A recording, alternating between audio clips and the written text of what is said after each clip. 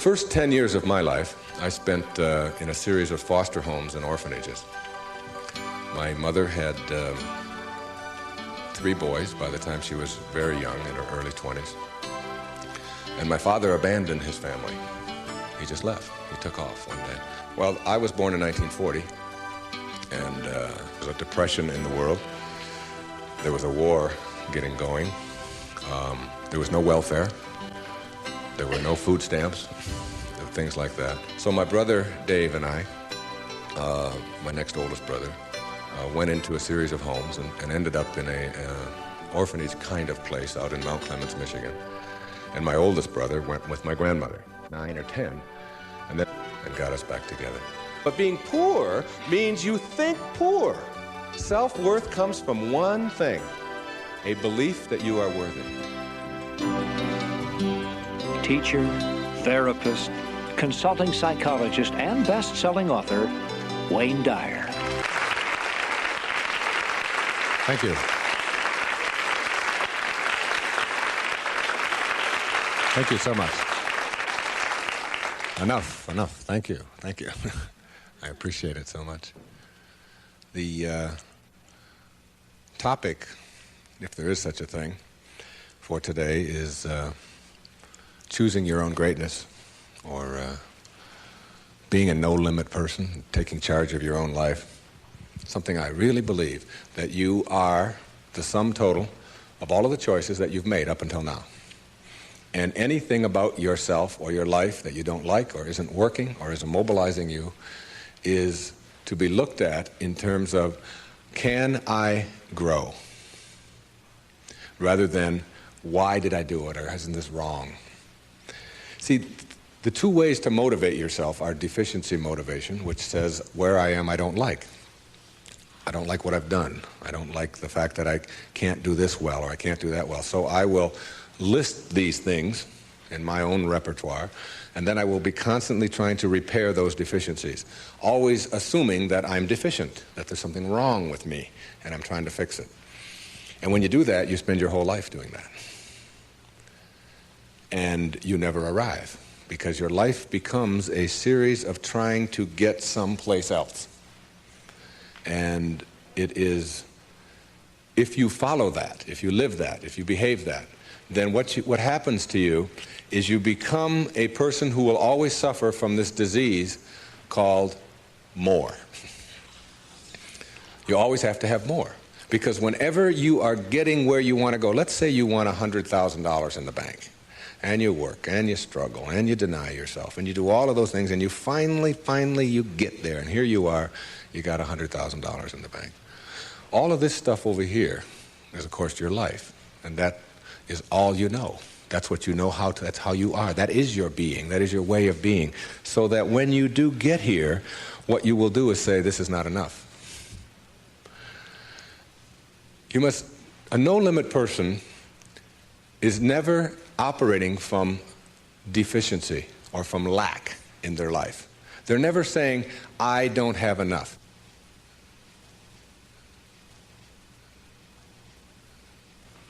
You see, you're never going to get enough.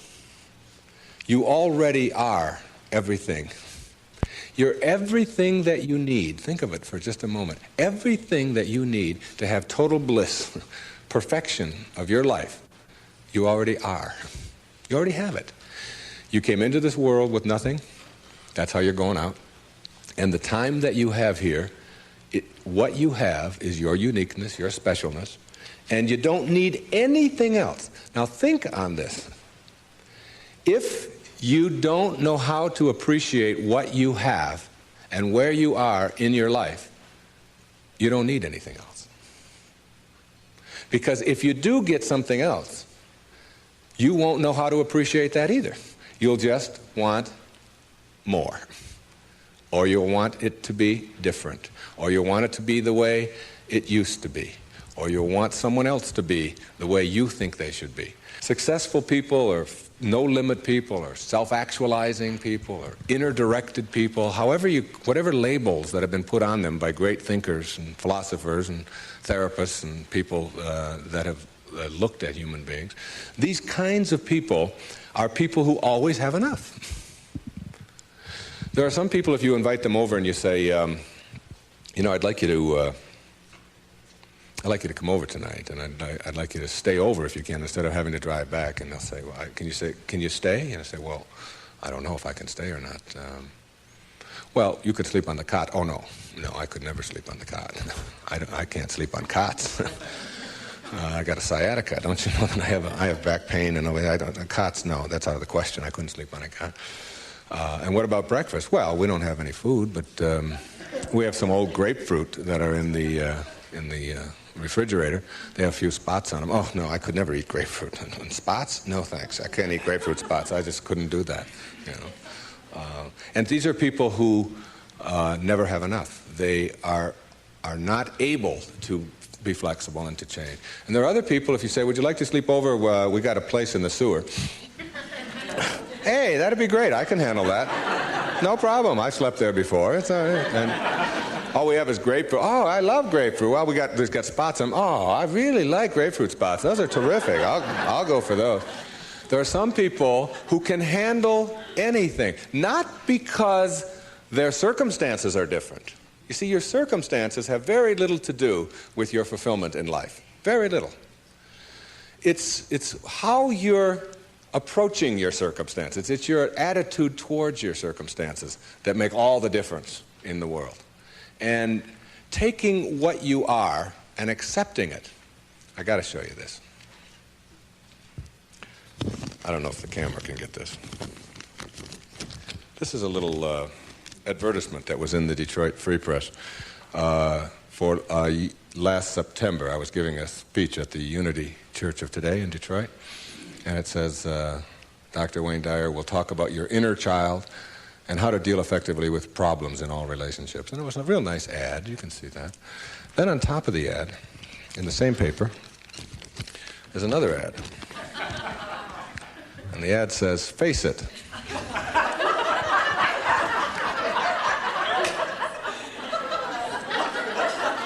Right on top of my ad, there's no hiding from hair loss.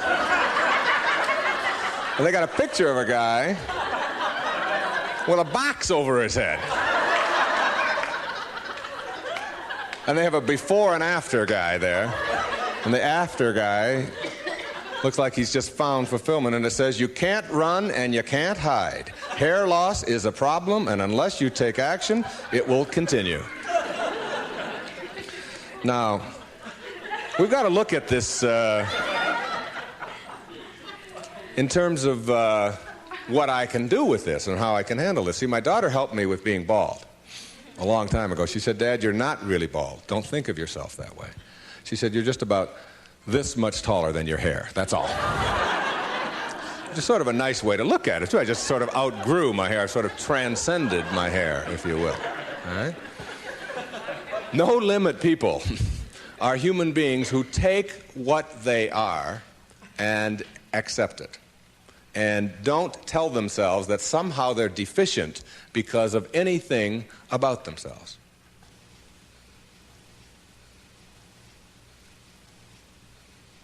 This is a very crucial concept for me and for virtually all of us. It's this idea of taking your life in your own hands and being the kind of person that you choose to be, and understanding that everything that comes your way is an opportunity, is a blessing. And it wasn't until I learned how to celebrate virtually everything that came my way that I was able to transcend it. You see, everything that was given to us by God, whatever that is perfect. No one can deny the mountains are perfect and the rivers are perfect and the birds are perfect and the hippopotamuses are perfect and so on. This is just what was given to us. Everything else that you have on our planet, that we have on our planet, comes about as a result of thinking. Thinking. Thought makes it so. All right? This microphone comes about as a result of thinking. Somebody imagines it. Somebody then tells somebody else about and it creates it. The dress that you're wearing, this shirt that I'm wearing, the shoes that you have, the stage, these cameras. Everything that you see that wasn't given to us was created by man as a result of the way that we think, So what gets inside of us as a cell comes about as a result of the way that we choose to think in our lives. Very important principle to understand. Because once you get a hold of thinking, and that it creates everything that you have in your life, you can change and make it as absolutely perfect as you want it to be, because thought makes it so. Creative visualization is what we're talking about here. The imagery, or the image that you have of anything in your life is really like mental behavior. It's like going out and practicing. If you go out and practice with a basketball, shooting free throws over and over again, that's physical practice. Imagery is mental practice. It's mental behavior. When you have an image that you can succeed at something, when you have an image that you can do it rather than that you can't do it, when you get into your car and you have an image that you're going to find a parking place rather than that there'll be no place to park, so you're not looking for no place to park, you will start acting on the image that you have, very much like you will start acting on the practice that you have when you're shooting baskets or when you're hitting a forehand or working on your soup or anything else that you're doing. Bucky Fuller, who I served with on the Hunger Project Advisory Council for 9 years, who died not too long ago, said that 99% of who you are, you can't touch, you can't see, you can't smell. 99% of you is untouchable, unsmellable, invisible. It is what Ken Kais has called your conscious awareness. It's what looks out behind those eyeballs. What is that? It isn't cells. It's some kind of conscious awareness that you are. And make no mistake about it, you've occupied a whole lot of bodies already. Now, this is not reincarnation talk. Although, I don't know about this reincarnation. People ask me if I believe in it. I say, well, I taught in a junior high school in the inner city of Detroit for 4 years. And I saw those dead bodies come to life every day at 3 o'clock. So I believe in reincarnation, all right? Now, if 99% of who you are, you can't touch and you can't feel and you can't smell, then what is it? Who is it? Where are you? What is this thing called your essence or who you are? And where does it go? Now think of this. You were in a body. I have a little baby girl who's 11 months old. And we were all in a body that size. Well, it's only a body about this big. Got fingers only this long. You know? Got tiny, tiny little parts all over the place. I mean, she's only this tall. Now, is that her? Is that her essence? Because I have other children who are much older, and I am much older than that, and I can remember being 3 and being in a different body. Still me, still my essence there, different body, totally different. Doesn't even look anything like when I was 11 months old. And then I was 13 and had a funny body at 13. But still my essence was there in a whole new body. Hairs growing all over the place that I didn't understand, all kinds of things happening to it, you know. Then hairs falling out of it later on, you know. Looking at those hairs that fall out and say, what held it in yesterday? You know, I don't know. I don't even understand that, okay? And so it's like who I am has been in many, many bodies already, all right? And that essence, you see, everything on our planet that is alive can never die. It can never die. Life doesn't die. It just transforms. It just moves on to new places and new ways of being. New ways of being. And the way of being that is the most transcendent of all is this way that comes from seeing yourself as love and only having that to give away. Only having that to give away. Let's say I were to stand up here in front of you and just visualize for a moment that I have an orange. And I take this orange and I squeeze it as hard as I can squeeze it, okay? What's going to come out? Juice. What kind of juice?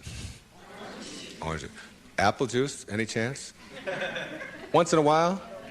Come on, now and then. A little mango juice come out of an orange once in a while? No mistakes, right? Never, no matter what. Next question. Everybody passes. These are easy, okay? Why?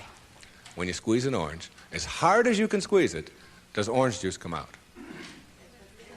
Because that's, not because it's an orange, because that's what's inside, isn't it? On our planet, when you squeeze something, what comes out of it is what's inside. Not too difficult, all right? Does it matter if your mother squeezes the orange? Does it matter what instrument she uses? Does it matter if you just had your period and then you squeeze an orange? Does it matter if your boss squeezes it? How about if your kids do it? Your kids squeeze an orange. Does it matter? Does it matter what time of day? Suppose they do it at noon, all right? How about at 4 in the morning? Does that matter? Whenever you squeeze an orange, the only thing you get out is what's inside, right? No arguments. Same thing works for you. Same principle works for you. It's a principle of the universe, all right? Someone squeezes you. That is, someone puts pressure on you. Someone says things about you that you don't like. Someone puts attention on you, whatever. Your boss says something to you that you don't like. And out of you comes anger. And out of you comes hatred. And out of you comes fear. Or out of you comes stress. Or out of you comes tension.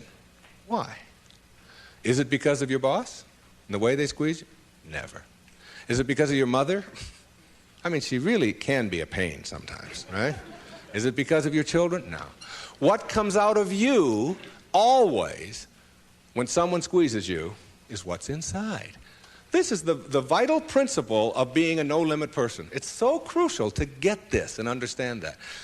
That if you have any hatred in your heart for anyone in this world, or any anger, or any fear, or any of those things, it has nothing to do with the rest of the world. It only has to do with what you put inside. Now, how does what gets inside of you get there?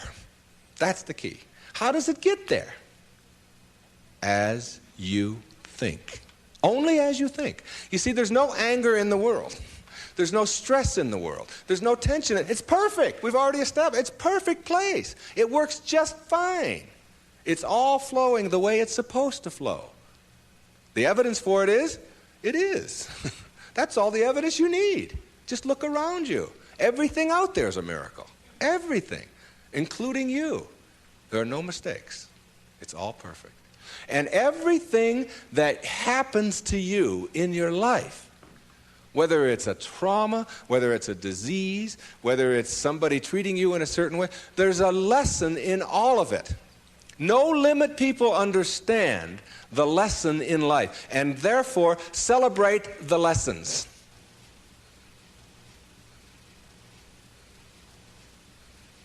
It's true. And when you get to that point in your life where you're not cursing the things that come your way and blaming the things that come your way, and particularly blaming it on somebody else, and you hear it all the time. She hurt my feelings. How's that possible? How can anybody hurt your feelings? Your feelings come from your thoughts. No one can hurt your feelings without your consent. No one can make a fool of you without your consent. No one can embarrass you without your consent. These are choices that you have that come from the way that you think. Someone calls you a name. Hey, stupid. And you turn around. I didn't even tell anybody I was coming. How did they know that, all right? And then you blame the person who called you a name. Instead of saying, that's just their opinion. That's just where they are. That's where they are on the path. And it's okay. All of you are in relationships, right? Everybody has a relationship of some kind or another. In your relationship, you have any problems? Any of you have a relationship and you don't have any problems? I'd like you to take this microphone. I want to sit down and listen to you. Everybody in a relationship has problems, don't they? Right? Now, when you say, I'm in a relationship, I got problems. Therefore, there's something wrong. Something's really wrong, all right? Now, if you're in a relationship and you have problems and something is wrong, you got to call in a consultant, right? You got to call in somebody to help you with the problems. You don't want the problems to go on. Who are you going to call in? You only got yourself. That's all you got. You might get a therapist once in a while, but they got worse problems than you do. The only consultant who can help you with your problems is you. And who is that consultant that you're calling in? We've already established that there's something wrong with that person, right? Something wrong. So now you're going to call in a disabled person to deal with your problems in your relationship, right? Now, this is a really sick approach to curing your problems. You got somebody who says, we got a problem. You don't talk to me, and I didn't talk to you, and you came home late last week, and this week I called you, and you didn't call, and I was supposed to call you, and then you didn't do it, and how can you do that? Now, this is the consultant you're calling. Excuse me, would you come in and help us? I don't know if I can help you or not. I didn't come home. That's the person you got to deal with your problems. All right? Now, what you can do is you can change all of that around. You can say, I'm in a relationship. We got problems. There's nothing wrong with that. That's the way things are, you know. My problem is that you are different than I am. And you think differently than I do. And you behave differently than I do. And you smell different than I do. And you have all of these attitudes over here that I don't have. Nothing wrong with that. That's the way it is. When two people get together in a relationship, you don't have two people becoming one. If you do that, then what you end up with are two half persons. Who wants a half a person in a relationship? You always are single. Even if you're married and and involved in a relationship forever, you're still always single. You're still always you. Your unique, special, perfect self that is not trying to love, but who is love, who lives love, who is being love. The same as if you pray to God and say, God, will you please help me with my problems? And want God to do it for you. Never happen. You've got to be God, not be afraid to carry God around inside of you. If you want to get healed, you have got to understand that you're not going to get healed if you are asking someone else to heal you. And ask any doctor that you know, any surgeon particularly, who's taking somebody into surgery, and ask them which person has a better chance of living, of surviving, say, serious surgery. Is it the one who has a will to live, or is it the one who's just given up? And the surgery and the cases are exactly the same, all right? But the person who has that will, which we can't define, you can't go out and get a bucket full of will and bring it in there. It's an attitude, it's an approach, it's a belief, all right, that you can do something. And when you have that belief about yourself, then you've got so much better opportunity to be well in your life. And a belief is everything. I don't know if you've ever thought of that. I watched a little girl, 5 years old, learning how to swim. And she's holding on to the edge of the pool, and she wants to get over here to the steps. And it's just 5 feet or 6 feet, and she'll let go, and then she'll hold on again. And she'll let go, and she'll hold on again. And finally there comes a time when she lets go and goes for it. Okay? You've seen this with your children, and what you ask yourself is, in the moment before that when she was holding on, and then look at the moment afterwards, does she have any different skills? What's changed? Yeah, the skills she doesn't have any new skills. She didn't learn any skills in that second. What she has is a belief that she can do it. And when you believe it, when you really just believe that you can do it, that's what allows you to swim. And when you think about it now, do you know how to swim? Yeah, so when you dive into the water, you don't think about that. You just know when you dive into the water, you can swim. You don't have any necessary swimming skills or anything like that. Or when you get on a bicycle, you get on, you know that you're going to, unless you believe you can't, because you've never gone out there and tried it and worked on it and done it. Told a story of a patient of yours who had that very problem, who said she didn't know how to ride a bicycle. Yeah, Gail, who came to me many years ago. And you know why she said she couldn't ride a bicycle? Because her mother wouldn't let her get on one. Cop out. Yeah, absolutely. And she had these beautiful big white teeth, and her mother had always told her you could fall and break your teeth, and I wouldn't want that to happen to you. So here she was now in her 30s, and telling me that she couldn't ride a bike, and she was in therapy. And I said to her, okay, let's go. She said, go? Where are we going?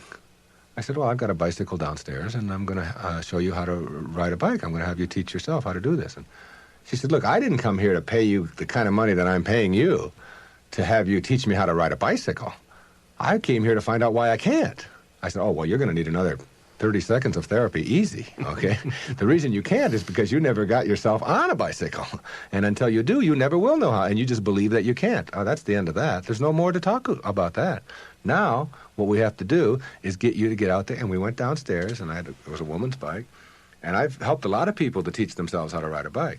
And what you do when you help someone to teach themselves how to ride a bike, because you don't teach anybody how to ride a bike, okay, is you let them do it all themselves. You let them hold it, you let them balance it, you let them move with it, you let them put the pedal down and move it themselves, and you stand back. You say, no, when you're ready, and then you move it, and you hold on for a second, then you put your foot back down, and you practice it and practice and practice that all yourself, and with just someone encouraging you, and before long, in just a matter of minutes, when I tell you it was minutes, and this woman had never been on a bicycle before. She rode like 2 blocks on a bicycle. She couldn't believe that she now had a belief. Being, to me, means seeing the greatness and the uniqueness in you and never letting anybody else convince you to the contrary. When people ask me, come on, you're always talking about being up and you're always positive and so on, you mean to tell me that you're always that way? I say, yeah, I really am. And it isn't because I'm out there doing something in an artificial way. It's an authentic response to my having gotten the junk out of me. And the junk is the way that I used to think, the way that I used to think. Think for a moment, if you can visualize right here, a clock, a big clock. And the hands on the clock go from 1 to 12. The clock starts right out here with the minute hand, and it goes over towards the 3, the hour hand, minute hand. And that's the time in your life when you are moving away from yourself, from your true self. That's the time when you are trying to put other people down, trying to prove that you're bigger and better than somebody else, trying to make yourself right all the time, as opposed to being with somebody else. It's like you're moving away, and a lot of people spend a lot of time moving away from their true self, because your true self is this little child, is this beautiful little child inside of you that has only love and acceptance for everything in the world, and no dis-ease, no absence of ease. You move away towards the 3, and then you move down here this way, and you're still moving away from yourself until you hit the 6. The 6 is the point in your life, symbolically, metaphorically here, when you are the furthest away from yourself that you can be. It's the low point in your life. It's the point where many people break down, or many people break down their relationships, or they feel full of despair, they feel full of hatred, whatever it may be. And a lot of people die then. A lot of people are put into hospitals then. A lot of people have to really seek out therapy then, and so on. And when you're at that 6. There's another part of the clock that goes from 6 to 12 that I think of as living in the light. And this is when, and see, this clock hand never can go back. It can't go back. It can only go this way. It only goes this way, as does life. It only goes this way, forward. In this period, this place between 6 and 12, that's when you start coming back to yourself. That's what enlightenment is. That's the pathway to enlightenment. When you send out that stuff that is destroying you, that is killing you in one way or another, and you move yourself back over here, and eventually you get yourself all the way back. This is the light over here. This is the place where you can't go back. You'd be tempted. You might be tempted to steal. You might be tempted to use anger. You might even slip a little bit, and you catch yourself.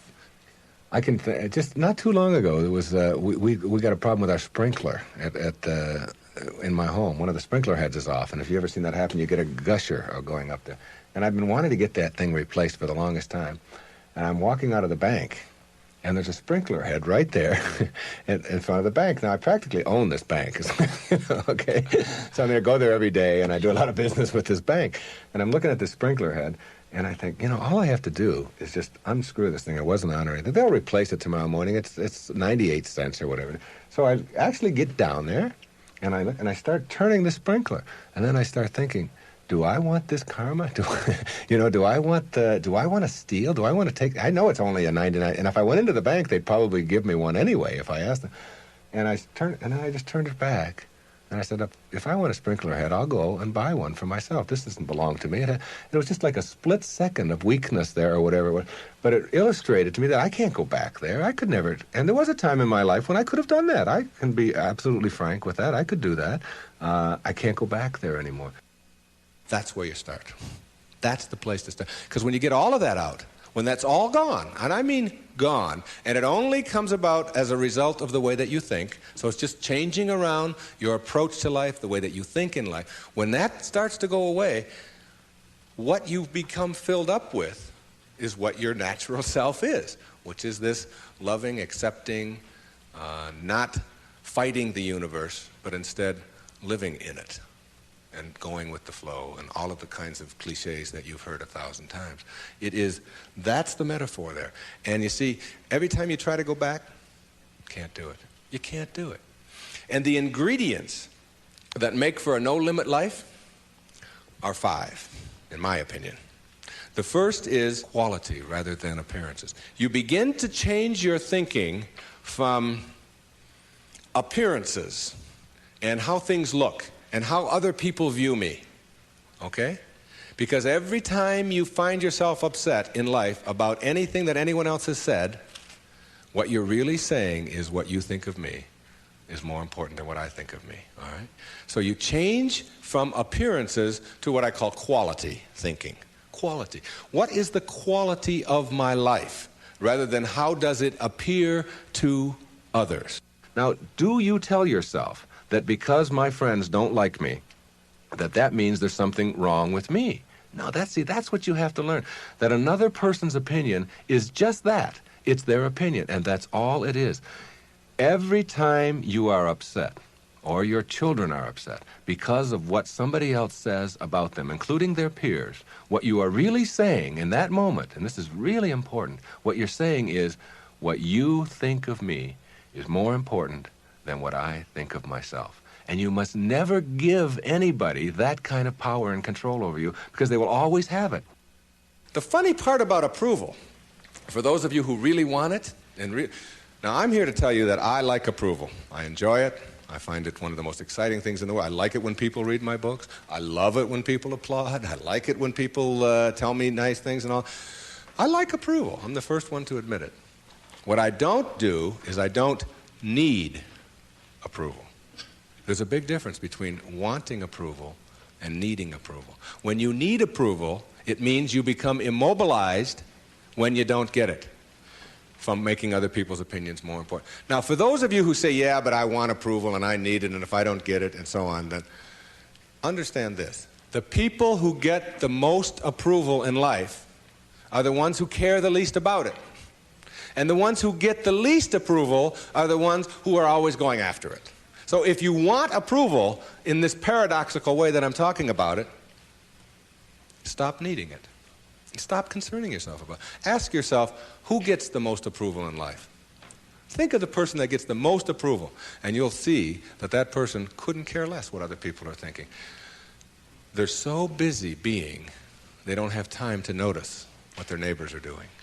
Thoreau said this. He said, if you advance confidently in the direction of your own dreams and endeavor to live the life which you have imagined, you will meet with a success unexpected in common hours. What that means is that success is not something that you can get in life. Success is an inner process. Success is something that you bring to everything you do in your life. It isn't something you get out of what you do. And when you get that, and you learn how to get the junk out, and advance confidently, doing what makes the most amount of sense to you based on your inner signals and the one issue of morality, which is you never interfere with anybody else's right to do the same. Each person has their own right to advance confidently in the direction of their own dreams. And when you violate that, you're violating the principle of the universe, the essence of the universe, which is cooperation and harmony. Then success will begin to chase you. And it will come into your life and arrive in your life in amounts that you never dreamt of before. That you never dreamt of. Things will start happening to you that you would never imagine before. I'm working on a book right now that's going to be called You'll See It When You Believe It. And when you start believing in some of these principles, you'll start seeing things that you were blind to for so long. When you were back here in the 2 and the 3 and the 4 and the 5, when you were moving away from yourself, as long as you're moving back towards your universal essence, your harmony with yourself, your cooperation with the rest, things will start happening in ways that you never dreamt of. Jung called it synchronicity. And it's a term that we use to explain how unexplainable coincidences sort of happen in our life. And how come these things happen? I'm going to share a couple of those with you before we leave. The quality versus appearance in your life means that you get that inner candle flame working in a way that gives you quality, independent of what other people think of you. Maslow, in defining self-actualizing, no-limit people, said they are independent of the good opinion of other people. Of the good opinion of other people. Independent of it.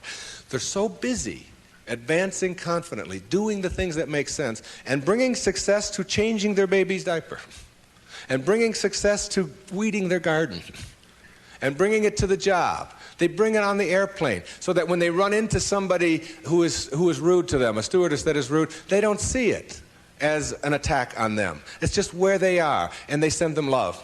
Help them a little bit, you know. They're kind. When somebody wants to get in on the freeway, and they're one old temptation when they were on the 1 to the 6 side was to say, oh yeah, nobody's getting in front of me, I'm getting there first. It's like, they slow down a little bit. They don't have all that type A stuff of having to beat somebody else and having to defeat somebody. It's a new way of being.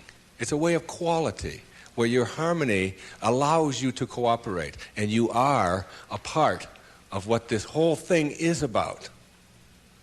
New way of being, quality rather than appearances.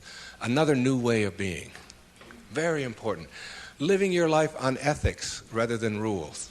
Ethics rather than rules.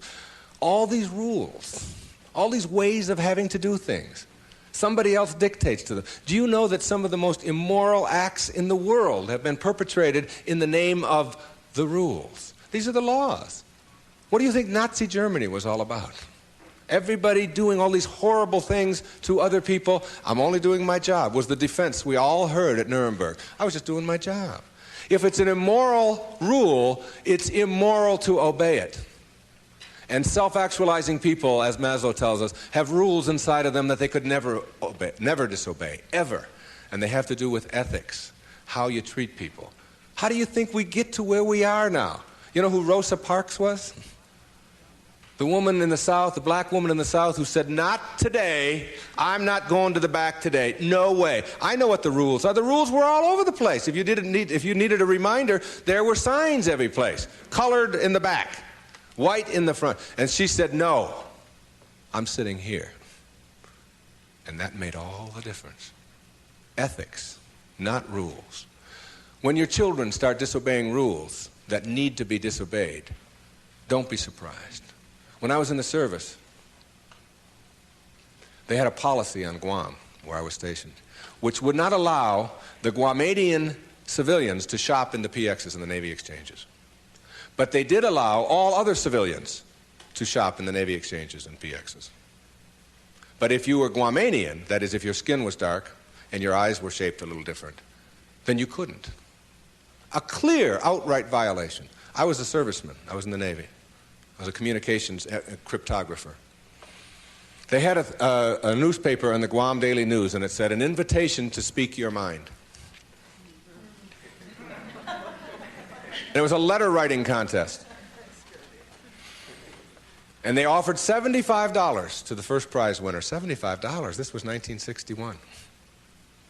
That was a fortune to me. That was a month's pay in the Navy at that time, almost. So I entered the contest, and I knew I would win it. I had already written a novel at that time. A whole novel I had written while I was on Guam. I knew it wasn't going to be a contest. I felt sorry for the other people entering it. I knew I was going to win this. Unfortunately, I didn't realize that when you're in the service and you have an opinion and you don't submit it to the chain of command, that you can be court-martialed for that. So the headlines on next week's Guam Daily News were, U.S. sailor assails policy of discrimination. Big, hot stuff, all right? And I was called before a vice admiral, Commander Naval Forces Marianas Islands, and threatened with a court-martial because I had disobeyed the rules, even though the rule was immoral. There are lots of them like that. And when I went in and they threatened me with a court-martial, I told them this was my battle plan. They didn't have Xerox machines in those days, so I had to get a lot of carbon paper. I wrote a letter to President John F. Kennedy, and I wrote a letter to the Secretary of the Navy, and I wrote a letter. My hometown was Detroit. I wrote a letter to the Detroit News and a letter to the Detroit Free Press, telling them what was happening to me as a result of just expressing my opinion about an immoral act that was going on over here on Guam. And I showed the Naval Vice Admiral my letters right there. I said, I've only sent the one to the President and the Secretary of the Navy. These letters go to the newspapers across the country. There was one there to the New York Times as well, and the Los Angeles Times. It was, and I just spread them out before him. I said, if you court-martial me or punish me in any way for this, then what's going to happen is the world is going to find out about this policy. And I'm prepared. I'm ready. I can handle it. And I was 20 years old at the time, or 21. Not only did I get a blessing from that, because all things come in blessings for you, I got out 90 days early. And they stamped on my record, P.I., because the President took it up and sent it to the Secretary. Must have. And I never heard from him, but the P.I. on your record means political influence. And they don't like anybody with political influence in the military. And as soon as they saw that, they said, this is somebody we probably will be giving a discharge real soon. There was no court-martial, and in September of 1962, a brand new policy was initiated on Guam, which allowed any civilian to shop in the Navy exchanges. And it came about as a result of someone saying, these rules are immoral, and therefore it's immoral to obey them. New ways of being, ethics rather than rules. And when your kids want to know why, how come these rules are so stupid? How come we have to do this? Encourage them to change them. My mother always did that. She would have to help me get out of the messes that I got myself into, because I did it in my impetuous youth. I would just, when they would say to me, what's more important, your job or school? I was just honest. I said, my job, of course. That's how I felt in those days. But what you do put out in the world is exactly what's coming back to you. And if you find things coming back to you that you don't like and don't understand, don't ask yourself why these things are coming to you. Ask yourself what you're doing to make them come back to you.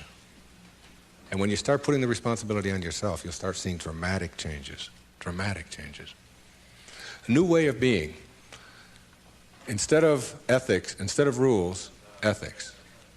Another new way of being. Instead of looking all your life for achievements and externals, try living your life on knowledge for the sake of knowledge. Knowledge instead of achievement. For the sake of knowledge. Being in a context in which you don't have to collect a lot of merit badges. You don't have to collect a lot of awards and other people's value judgments. That you go to school or you go out into the world or you read or whatever it is you do because it makes sense to you, not because of what somebody else is going to put on a transcript or where you're going to appear in a class list. We need to help our children to understand and value the importance of knowledge for the sake of knowledge and doing things that make sense rather than taking the easy way.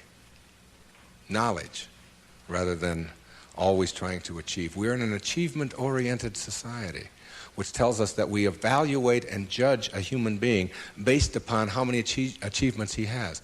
But most of the people who get caught up in that trap and are always in this circle of trying to get ahead, trying to always get ahead, their reward for that almost always is higher blood pressure, ulcers, early deaths, and even things like cancer, we're beginning to find out, are related to the kinds of stresses that we have. And remember, it's a perfect universe. There's no stress in it. There's only people thinking stressful thoughts. And when you put that pressure on yourself to always achieve and get ahead of the other guy, you miss what it's really all about. There's nothing wrong with goals. It's falling in love with them that's the problem. It's not being able to be flexible and alter them. If you have a goal to get here, to get $100,000 in the bank, to get to this promotion, to get 2 cars in your garage, whatever it is that your goal is. And you're on your way to that, and you're always working at the goal. All of this stuff on your way to the goal is called striving. And that's what you learn, striving. And striving is a very low-level place to be. When you get to your goal, because all you've ever known is striving, you will just always suffer from this disease called more. You will just upgrade your goal to $200,000, 4 cars and 2 houses and another wife and a younger one and all of these kinds of things. If you have a goal and you understand that every step along the way is a present moment to enjoy and to live, then the goal won't become any obsession. I don't have any goals in my life. People ask me, where are you going to be 5 years from now? What are you going to be doing? What's next for you? I remember what Lincoln said, who to me was like the greatest person who ever sat in that White House. He said, I never had a policy. He said, I just tried to do what made the greatest amount of sense each and every day of my life as I sat there as the President of the United States. And I think there's something really significant in that you don't have to get it all planned out and follow a certain pattern and do it a certain way. If you just sort of trust your inner instincts and go with that and live each moment, the goal stuff will all take care of itself. But if you're sacrificing and pushing your life aside and suffering on your way to trying to get someplace, you'll never get there. It will always elude you, because once you get there, you'll just have to upgrade it. And that's because that's all you'll know. Nowness is that purest form of sanity, living in this moment and enjoying it. And all the rest of it will sort of work its way out. Another new way of being for me is to think of yourself in terms of personal authority rather than being an authoritarian. Personal authority. A person who has authority never needs to dominate anyone else, ever. Dominating doesn't become necessary. In business, you can have authority. The people who have the most authority are the ones who listen the most, and the ones who are the most conscientious about what do other people have to say. A person in a relationship who has to dominate somebody else and has to make the other person submissive shows that they don't have authority, because they're getting their power not from within for themselves, but on the basis of who they can control. And that never lasts. That never lasts. The only thing that lasts is having inner power, if you will. Know thyself. That's what Shakespeare said. Know thyself. The more you know yourself, the more you become honest with yourself, honesty becomes just a way of life. No, I don't think the world necessarily does, but you can't run your world. You can't run your world based upon what the rest of the people in the world want or don't want. To me, honesty is like, it's a karma that goes out into the world. How people treat you in the world is their karma. How you react is yours. And when you react to it with dishonesty, that's what you're putting out into the world, dishonesty. And when you put dishonesty out into the world, that's what's going to come back to you, because what goes out is what comes back. That all, as you sow, so shall you reap. I mean, it's in every great institution that there is in the world, whether it's a religion or a philosophy or whatever. What you put out is what comes back. Whatever you plant is what you're going to get back. And the more that you put out honesty, just because it's what you are, because you are being honesty, you're not trying to be honest, you're just being honesty, then that's what will come back to you on a regular basis. And when it doesn't, you'll just see that as another test for you to pass. And finally, a fifth way of being that is new, for me, it has become a way of life. It's called serenity instead of acquisitions. The more you try to acquire, the more you try to get, the more you try to collect in your life and evaluate yourself on the basis of that, the less serenity you're going to have. More is less. It's almost a secret of the universe. Serenity means inner peace. It means that you can find joy in every moment that you have in your life instead of always looking for it. It means that while you are driving along the countryside, and seeing, instead of saying, I'm on my way to this point, that you can open your eyes and see it with new eyes. See the rolling mountains, see the grass, see the deer, see the sky. You can just stop wherever you are in this second, wherever you are, and just look around you, and you can begin to appreciate just your surroundings and your environment. Then you can begin to appreciate the people that are in your life, and even the ones that are negative and you're having the most difficulty with. You can practice a new way of being with them, which is sending them love, sending them flowers, send them books, send them a tape, send them something, and just see what kind of reaction that you get. Super emotional health is just an attitude. An attitude is everything. I want to summarize these new ways of being and give you the most important ingredient on the path as we leave. I said that it's quality in your life to be focusing on rather than appearances, and it's ethics rather than rules, and it's knowledge rather than achievement all the time, and it's being personally an authority on yourself rather than authoritarian and trying to be dominating someone else or to be dominated, and serenity, which is the name of my little girl, my youngest daughter, Serena, rather than acquisitions and accumulations and trying to prove yourself that way. And when you get that serenity, which comes from the way that you think always, then you will replace all of the other junk that keeps you back here between 6 and 1 on that clock. And once you get past it, you'll never, ever be able to go back. Because the light, living in the light, is a way of being that if you're not there, you don't get it yet. But once you see it, and once it begins to take over your life, you can never go back. That is your purpose. Your purpose isn't to try to be loving. Your purpose is to be love and only have that to give away. Well, but there's one other ingredient, and it's really crucial. Forgiveness is the vital ingredient on the path of enlightenment. And if you don't know how to do it, then practice sending out love. Take the person or the people that you're having conflict with, any place in your life, send them something. You don't have to even do it physically. Just send them something that comes from inside. And what's inside is how you choose to think. And if you can make that love and do that, and that is to me the test.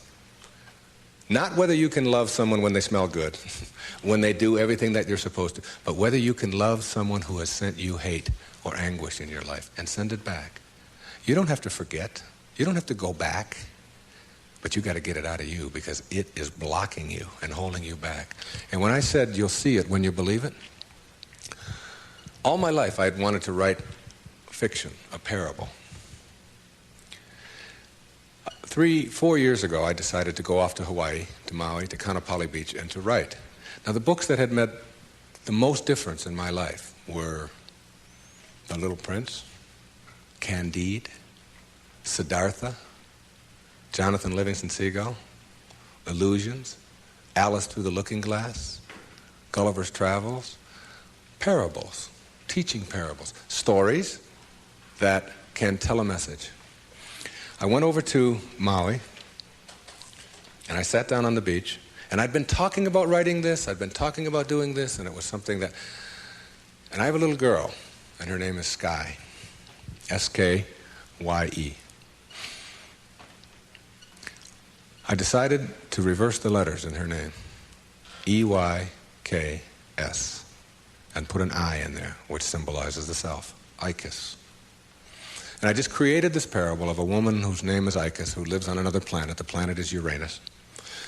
And it's a duplicate mirror image of Earth, only Icus can only see things as they are, not as we would like them to be. And therefore people are neurotic on Uranus because they have to be. She gives the anxiety attack report, if you will, because anxiety really does attack over there, and tells about anxiety coming in on the weekends and so on. Well, my visitor in my parable goes to Uranus, meets Icus. She cannot understand, as he describes Earth, why people would be neurotic by choice on Earth. Why would anybody be unhappy or depressed or miserable when anxiety doesn't attack, and when elevators really don't scare you, and when if you want a complex on Uranus, if you want to give a complex to your wife, you go to the store and buy one. And she says, what happened? Well, my husband gave me a complex, and it's true.